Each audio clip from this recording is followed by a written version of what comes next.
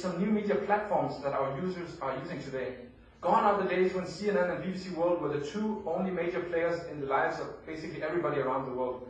Facebook is just as big. And maybe it's not Facebook here in Lebanon, maybe it's another social network. Maybe if you're from Kingdom of Saudi Arabia, there's other challenges or people are engaging in other ways. Find out where they are and use the power of these social networks to engage with your customers. So how can you use Facebook?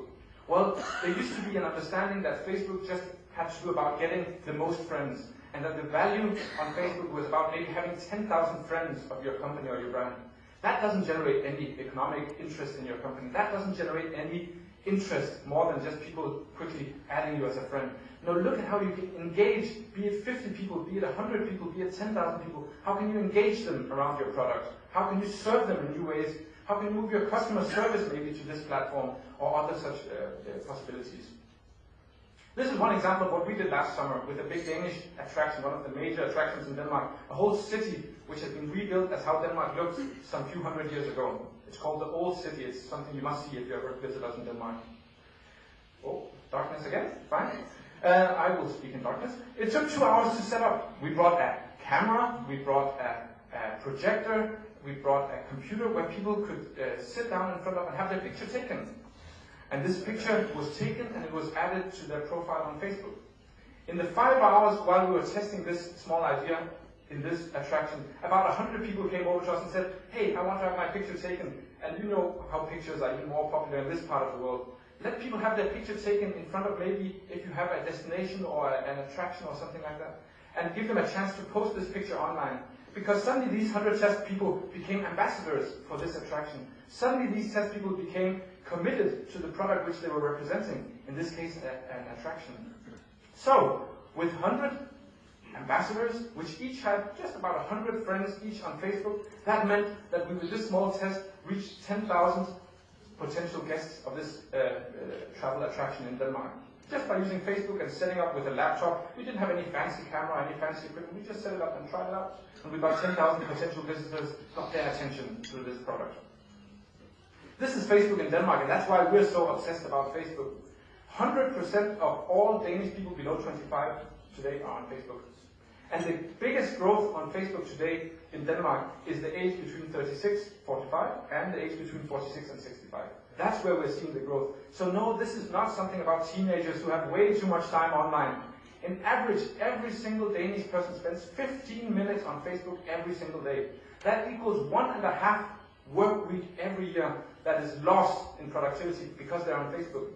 That's our situation in Denmark right now. And it might not be there yet. In this case, you might be ahead of us in other areas. But we have to understand this power of social media. And we have to find a way of tapping into the potential. Let's start experimenting with online video. Maybe you have the money to use video in some viral campaigns. Let's just see one more example of those.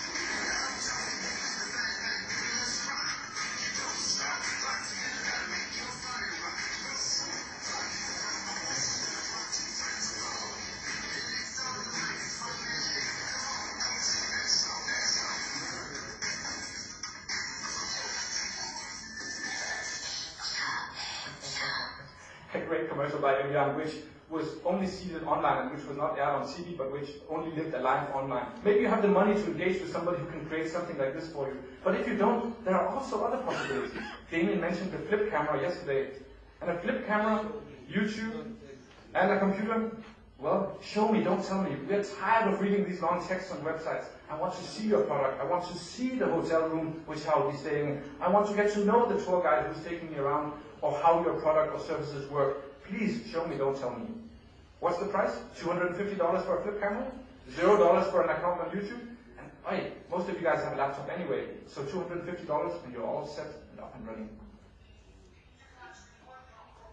Remember him? He was on just a few minutes ago, right?